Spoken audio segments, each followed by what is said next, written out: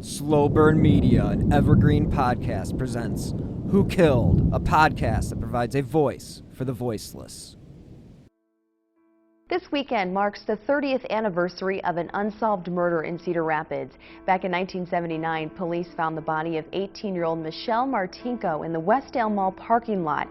The Kennedy High School senior had been stabbed to death in her car. Martinko's family tells the Gazette they have never recovered from their loss.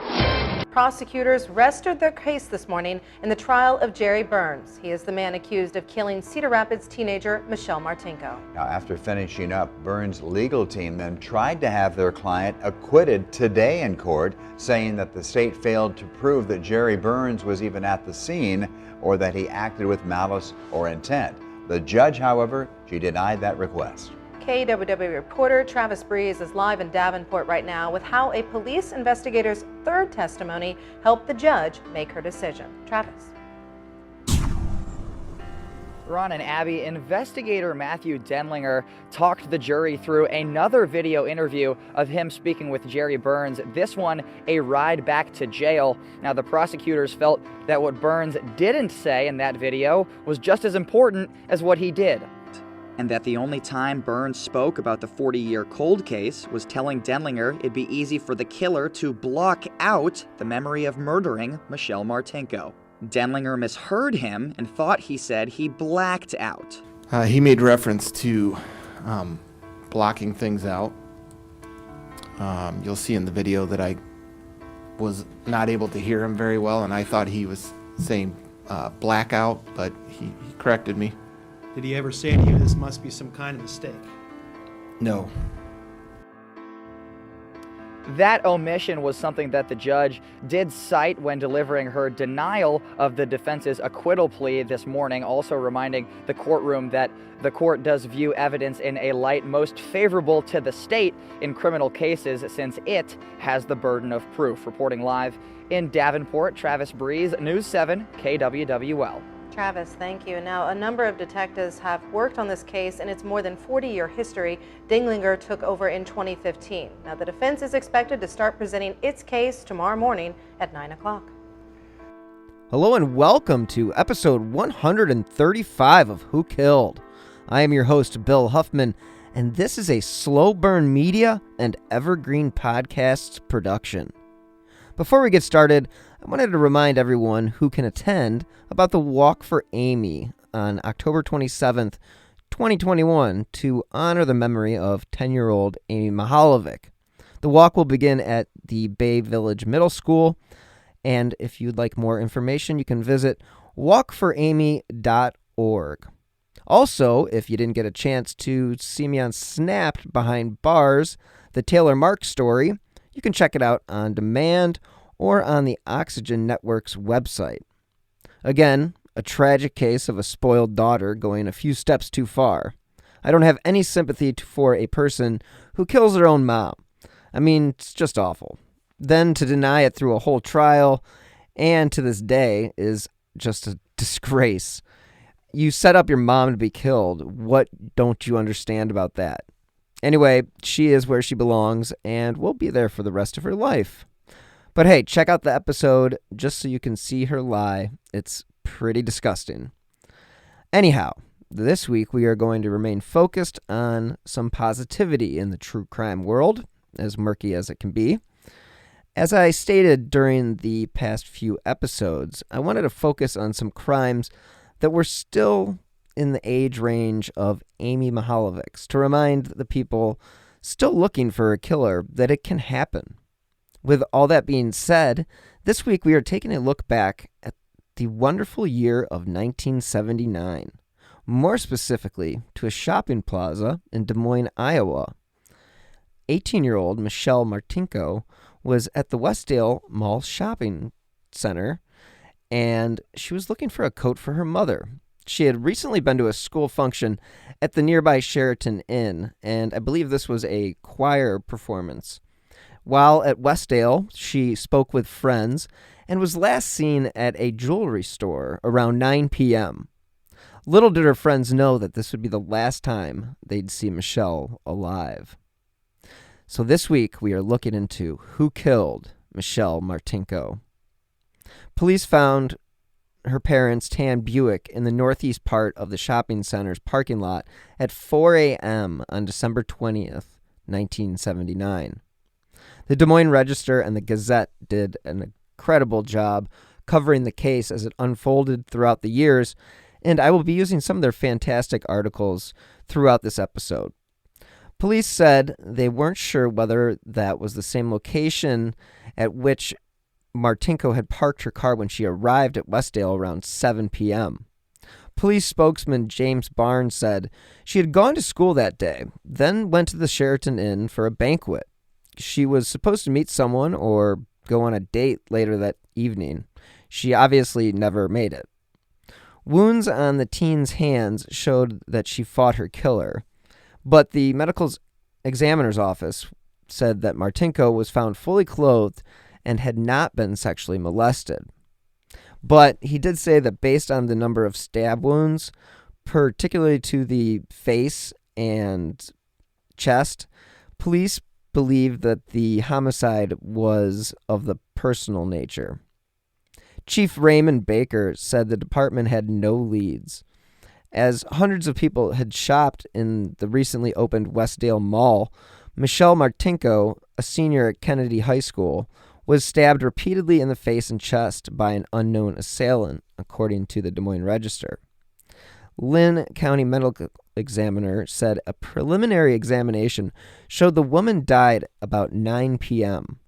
He went on to say that there was no evidence of sexual assault, and it didn't appear that the woman had been beaten. Now, Chief Raymond Baker did say that he anticipated a difficult investigation. Quote, "We're talking to friends and to her teachers, but so far we have no leads. We're hoping somebody saw something or knows something that will be of assistance to us." Sex and robbery were ruled out early in the investigation as motives for the stabbing. Police have not ruled out that Michelle Martinko's murder may have been a woman, although everyone's instinct is to say it was a guy. And she did have what we call defense wounds on her hands, according to Barnes, which indicates Martinko had to try to fight off her attacker. Martinko's steps were traced through 9 p.m. on that last day of her life.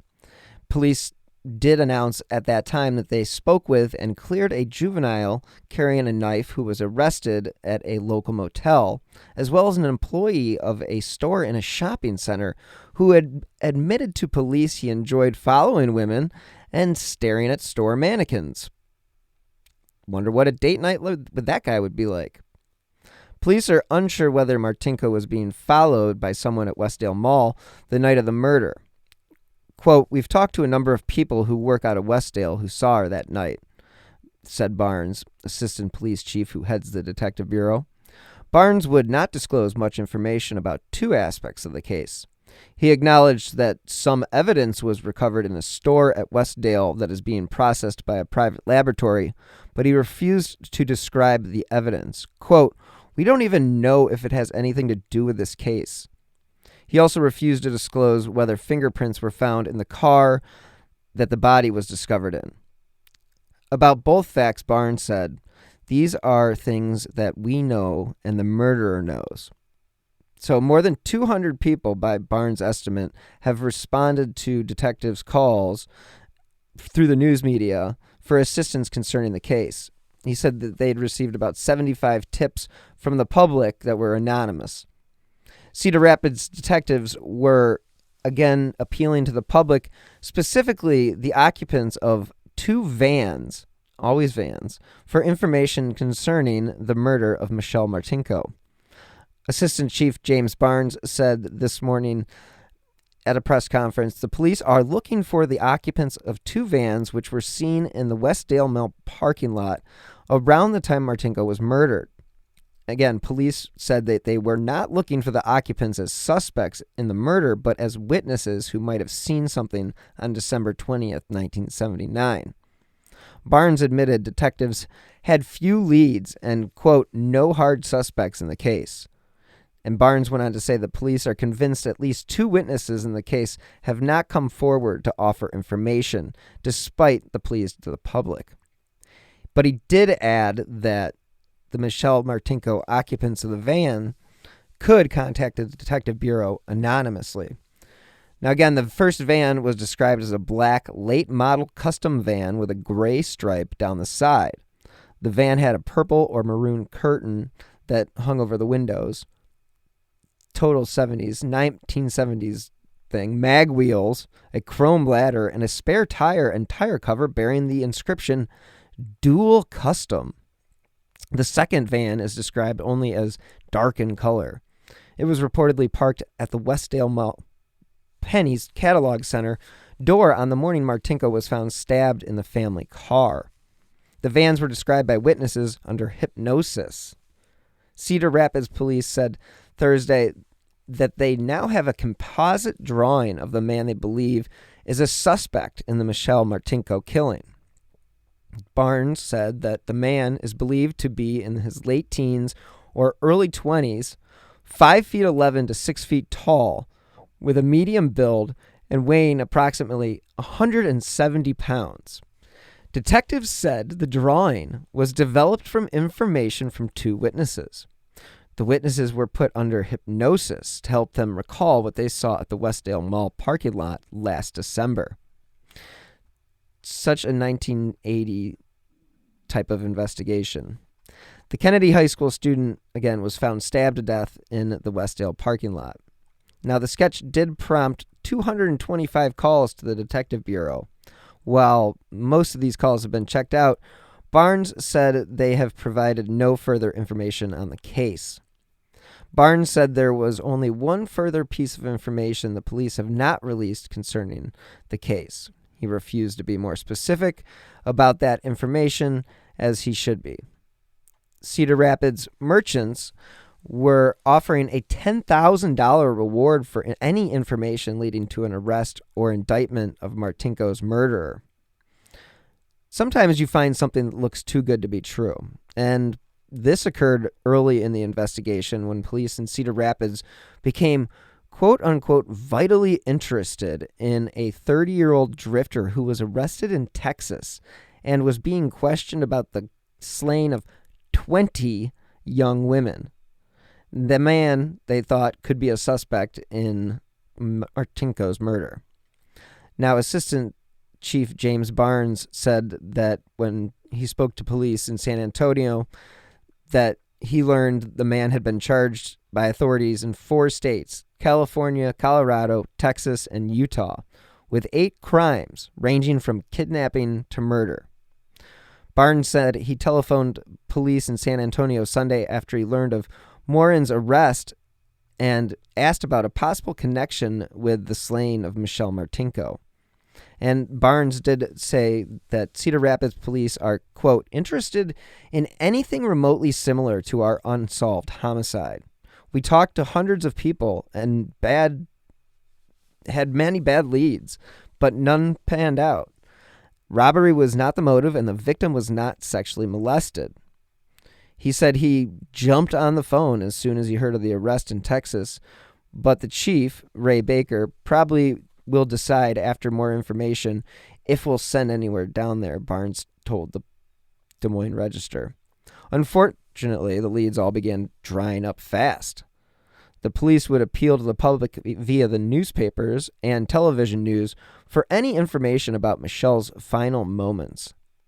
News of Michelle's death seemed to affect the community differently rather than other murders committed in the city. Now, according to Kurt Rogan, a Gazette staff writer in 1980, quote, for weeks after the murder, the crime remained a topic of discussion, particularly among young women. From conversations heard in restaurants, stores, and on radio talk shows, it was clear that people were horrified by the violence of the crime, as well as its senselessness. Police warned women not to shop alone during the last week of the Christmas shopping rush. They repeated those warnings just after Michelle Martinko. And again, when 2 women were assaulted by armed men wearing ski masks a week after Christmas. In the week following the murder, at least 2 women reported to law enforcement agencies that they thought they had been followed by a man in a car as they drove home. Now again, police have been unable to trace Michelle's whereabouts after she was last seen at 9 o'clock at that jewelry store. Her parents did report her missing at 2 a.m., and her dad had actually gone out looking for her, which is just the saddest image imaginable. And I just feel for the family. It's just absolutely terrible to not have one of your children return home. I just can't fathom. And police did eventually locate the car, and all the doors were locked except for one. And this was at 4 a.m. And again, unfortunately, Michelle Martinko was stabbed to death inside the vehicle. As the police continued to make pleas with the public, they did result in some people stepping forward. Again, under hypnosis, on several occasions during the spring and summer, 2 women had described a man in his late teens or early 20s, between 165 and 175 pounds, with brown eyes and curly brown hair. Police released a composite sketch of the suspect on the morning of June 19th. Now, the photo was still posted on bulletin boards at some law enforcement agencies. Over the year since Martinko was murdered, the police detectives have interviewed more than 835 people, generating more than 400 reports and statements. And this is according to a statement released by Cedar Rapids Police. Quote, "We utilized a sketch artist, psychic, and a hypnotist, and we're fortunate to have had a lot of citizen input, as well as a lot of cooperation from the media." And he basically said that there were no arrests in the case, and the murder case is open and will remain so until the killer is caught. Although police were still eager to solve the murder, the last detective assigned to the case full-time was now receiving other assignments. In a bizarre incident, police investigated a message in a bottle. Yes, you heard that correctly. A message in a bottle that was found in one of the local rivers that I will not try to pronounce. The bottle contained a note which reportedly warned that the writer was being held hostage by Michelle Martinko's killer in a cabin northwest of Central City. As the case of Miss Martinko dragged on, her family decided someone or something should be held accountable for her death. So he filed a lawsuit against the owners of Westdale Mall. Martinko's father, Albert Martinko of Cedar Rapids, had sued the mall owners, and Westdale Mall Merchants Association for $250,000, alleging they were negligent for not providing reasonable security for visitors. Martinko's suit said the mall should have been aware of the possibility of criminal activity at the shopping center because of 126 crimes that had been reported at 26 other malls owned by the California firm. Unfortunately for Mr. Martinko, a court dismissed his lawsuit, and that dismissal was eventually held up by the state Supreme Court. Almost 8 years after the murder of Michelle Martinko, police said that they might have a break in the case. Now, it was television station KGAN that had reported that Cedar Rapids police had renewed interest in the rabbit fur coat Martinko was wearing the night she was killed. Martinko was found again stabbed December 1979. Now, police said a suspect in the murder had fur all over him, but the technology to compare that fur with fur from Martinko's coat was not available until recently. However, KGAN said it was unable to learn if tests on the fur had actually been conducted. Lynn County Attorney Denver Dillard would not confirm if investigators had tested the fur. Quote, "We don't have all we'd like to have to go to court at this time," Police Chief Gary Hinsman said. Hinsman said he just did not want to give the impression that a solution was just around the corner, but added, quote, "We may be closer than people think." Dillard said taking the case to court now would require a complete review of all the evidence and reports, a task he said would be monumental. Again, this is just one of those situations where you have to wait for the technology. This week's episode is sponsored by HelloFresh. With HelloFresh, you get farm-fresh, pre-portioned ingredients and seasonal recipes delivered right to your doorstep. Skip trips to the grocery store and count on HelloFresh to make home cooking easy, fun, and affordable. That's why it's America's #1 meal kit. This summer, HelloFresh is here to take the work out of eating well. Reach your goals with delicious, calorie-smart, and protein-smart lunch and dinner options, plus new vegan recipes, too. HelloFresh makes entertaining easy with a selection of crowd-pleasing eats like their bratwurst bar with caramelized onions, Dijonnaise slaw, and pineapple relish, or a snack board with pretzel bites, spiced bar nuts, and hot honey peach jam. So go to HelloFresh.com/WhoKilled16 and use the code WhoKilled16 for 16 free meals plus free shipping. Again, go to HelloFresh.com/WhoKilled16 and use WhoKilled16 for 16 meals plus free shipping. Apology. Let's hear from this week's sponsor, Best Fiends. It's great getting back to normal as we head into fall. I know I'll be working in the yard and hitting my favorite fall festivities. One thing I know for sure is I'll be diving into Best Fiends on my phone. Since true crime research calls for a mental break, Best Fiends has become my go-to. Clearly, I love to solve puzzles, and Best Fiends offers me a new challenge every day.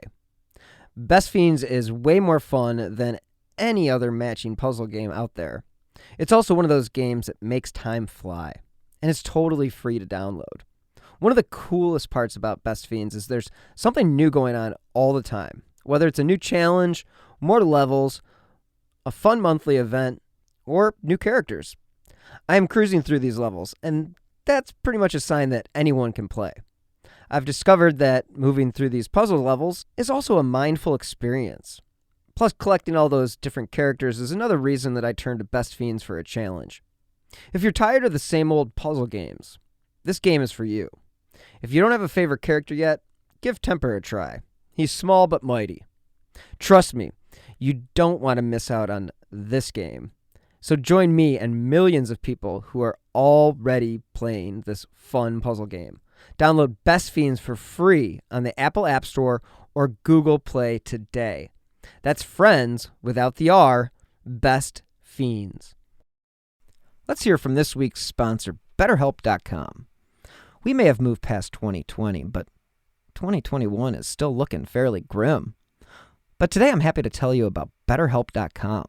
Because if there's anything holding you back or interfering with your happiness, BetterHelp Online Counseling is there for you. You can connect with a professional counselor in a safe and private online environment. And it's really convenient because in this current state that we live in, it just has to be.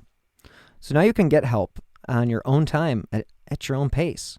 All you have to do is schedule a secure video or phone session, or you can chat and text with your therapist. BetterHelp really is there for you. They have over 3,000 U.S. licensed therapists across all 50 states. And if, for whatever reason, you aren't happy with your counselor, you can request a new one at any time. So if you're suffering from depression or anxiety, stress, anger, relationship issues, heck, you're not getting a good night's sleep, or have LGBT matters, or just low self-esteem, they literally have a licensed professional counselor for you. And of course, everything you share is confidential. The thing I like the most is it's actually affordable. And Who Killed listeners get 10% off their first month with the discount code WHO. So why not get started today? Go to betterhelp.com/WHO. All you have to do is fill out a questionnaire to help them assess your needs, and then you get matched with a counselor you'll love. Again, for 10% off, go to betterhelp.com/WHO.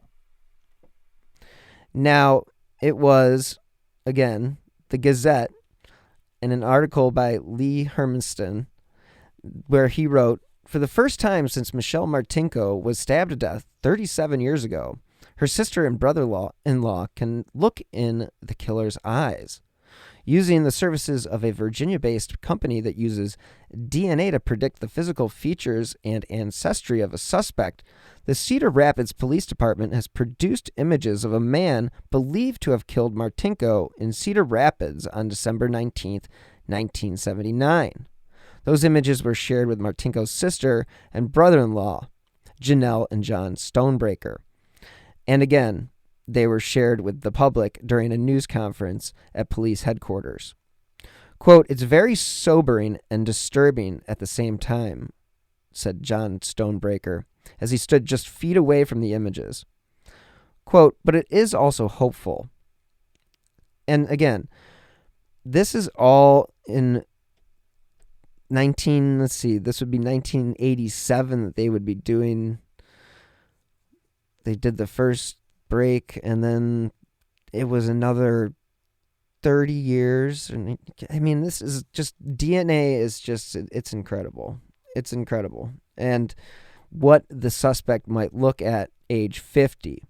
Now, Cedar Rapids public safety spokesman Greg Bello said that police have used the composites to eliminate some potential suspects. They are now presenting the composites to the public in hopes of generating more leads. He went on to say that the police department has received several inquiries from the public on how they can donate to a reward fund assigned to the Martinko case.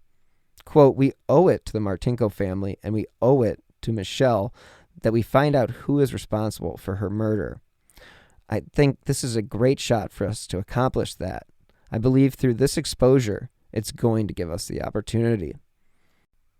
While the investigators spent a lot of money to get that snapshot DNA, turns out that it all worked because police were able to arrest 64-year-old Jerry Lynn Burns of Manchester on first-degree murder.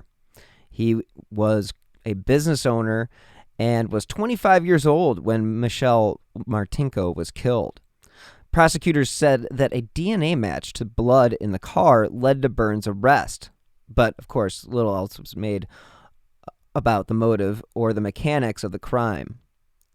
Now, again, Burns appeared in handcuffs via video at the Lynn County Jail for his initial appearance when a judge agreed to set his bond at $5 million in cash. Prosecutors called him a flight risk. Quote, "This was a brutal, violent, horrendous crime," Lynn County Assistant Attorney Mike Harris said at the hearing. Quote, "This is a crime that had a unique and profound impact on the Cedar Rapids community." In the charging documents that were made public, authorities said they were able to find blood on Martinko's clothing that did not belong to her. 2 partial male DNA profiles were developed from the blood found in the car, one from her clothes and another from under the gear shift knob. Now, this was all according to police. For one of those profiles, authorities said fewer than 1 in 100 billion unrelated individuals would have had the same profile. Cedar Rapids police used DNA, genetic genealogical research, to, quote, "narrow the profile down to a specific pool of suspects," which included Burns, according to the criminal complaint. Authorities said they collected Burns' DNA, quote unquote, covertly, but the means were not specified in the court documents. His DNA matched blood found on Martinko's clothes and was consistent with the DNA profile developed from the blood on the Buick's gear shift knob. Now, in an interview Wednesday with police, at his business, Burns claimed he had no recollection of committing the killing, and that was according to court documents. He could not offer a plausible explanation for why his DNA was found at the crime scene. The arrest of Burns and the first-degree murder charge has basically upended the town that Burns lived in. And some of the articles from that time state, the quote, "The community is in shock.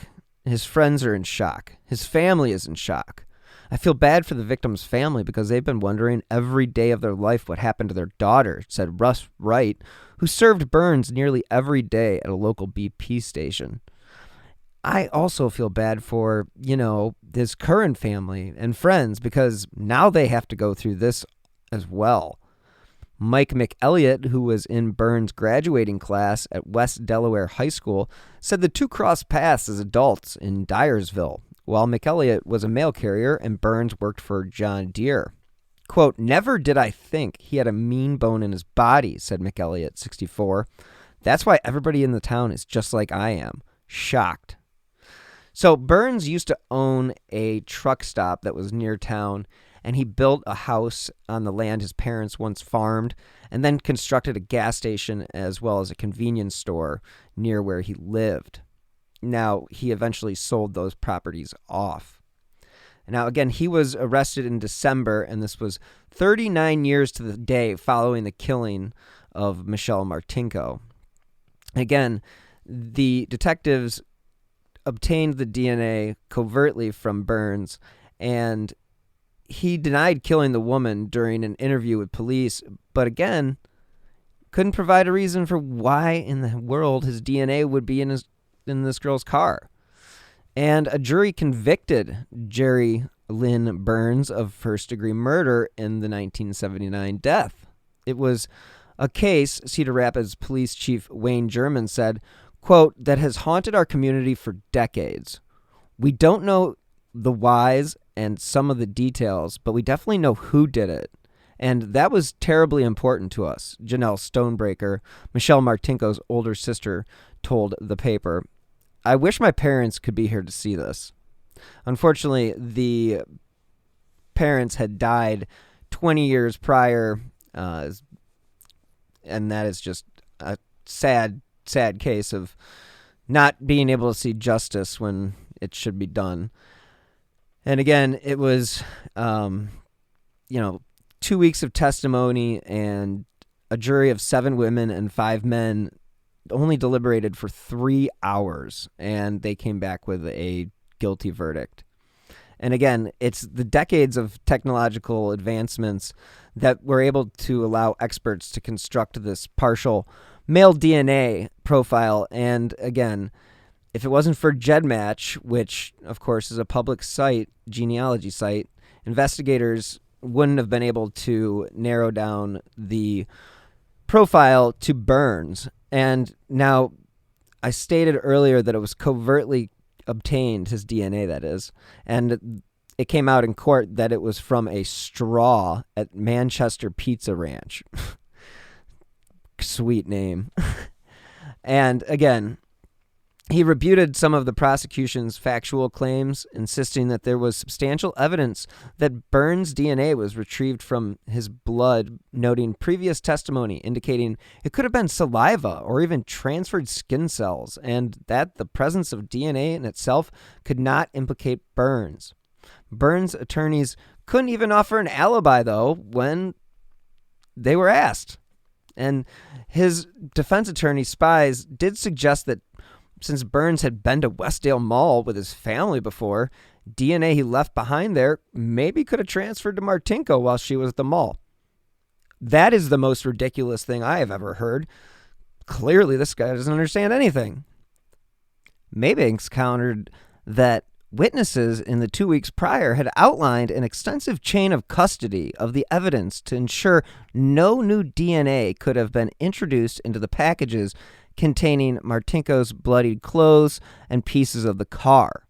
The only way Burns' DNA could have ended up in 2 spots in the crime scene, Maybanks concluded, was if Burns was the murderer. And again, in the end, the jury agreed. Now, before the 6th District Judge Fay Hoover sentenced Burns to life in prison without the possibility of parole. Now, Burns never showed any emotion during his trial and gave a short statement. Burns said, quote, "Somebody else stabbed Martinko that night. He didn't know who or why."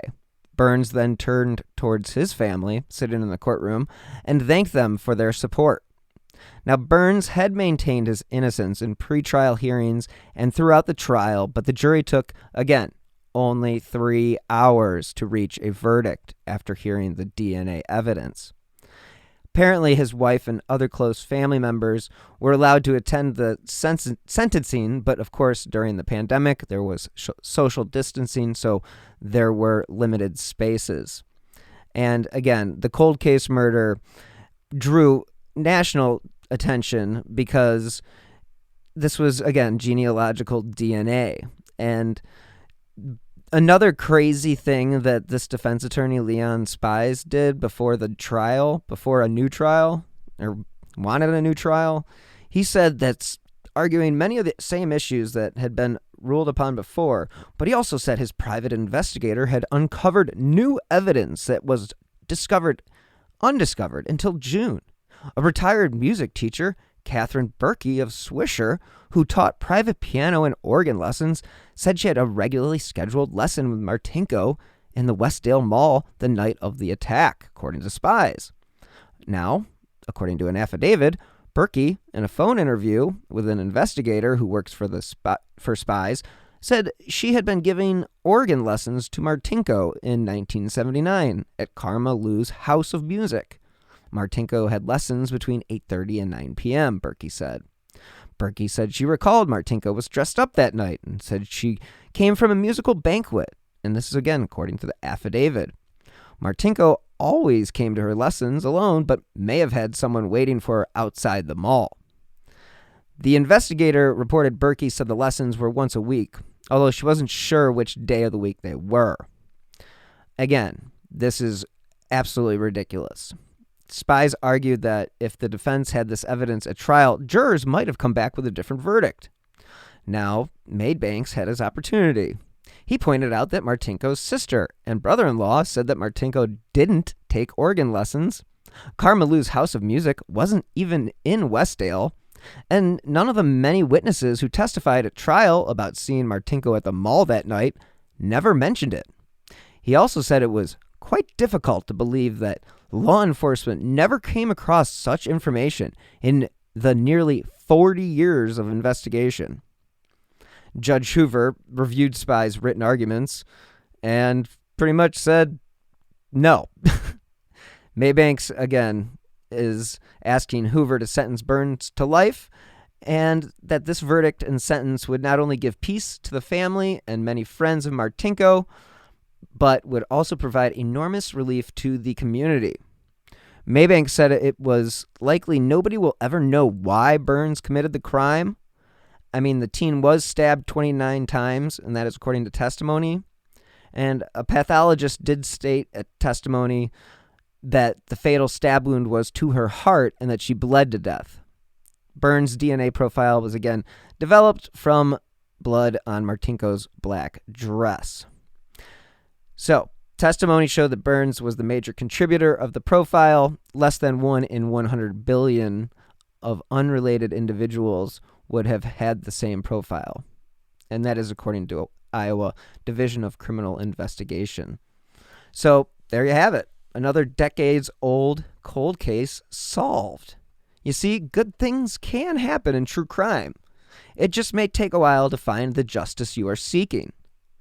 To the whole Martinko family, I express my deepest condolences, as I do to the people who were duped by Jerry Burns.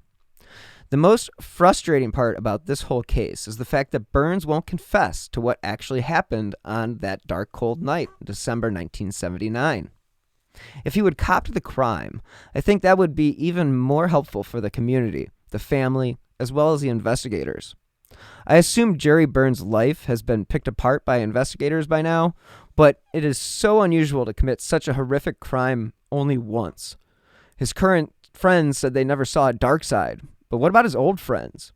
Nowhere in my research did I see the news discussing the kind of guy Burns was in 1979. Kudos to the investigators for never giving up, Parabon Nanolabs for doing what they do so well, and of course to GEDmatch for being what they are. Despite not having all of the holes in this case filled, the community, the investigators, and the family, I'm sure, can sleep better at night. And that is our show. So thanks so much for listening. And look for Nick from the True Crime Garage podcast on next week's show. Thanks to Best Fiends for sponsoring this week's episode. You can find the mobile puzzle game in the Apple App Store or Google Play. As a reminder, the Walk for Amy is Wednesday, October 27th at 5 p.m. at Bay Village Middle School. For more information, visit walkforamy.org, or you can find more information and make donations on their website. You can find new episodes of Who Killed every Friday wherever you get your favorite podcasts. As always, if you do enjoy this show, you can help contribute with my PayPal username at WilliamHuffman3 or via Venmo with my username at Bill-Huffman-3. Every contribution, big or small, really does keep these shows on the air. Now, if you want to support the show by leaving a 5-star review, that would be great as well, because those 5 stars do help keep the cases that I cover, such as Amy Mihaljevics in the spotlight. And if you want to stay up to date on the cases I have covered, as well as the new shows that I have lined up, please follow me on Twitter at BillHuffman3. Thank you so much again for listening. Until next time, as always, be healthy and stay safe.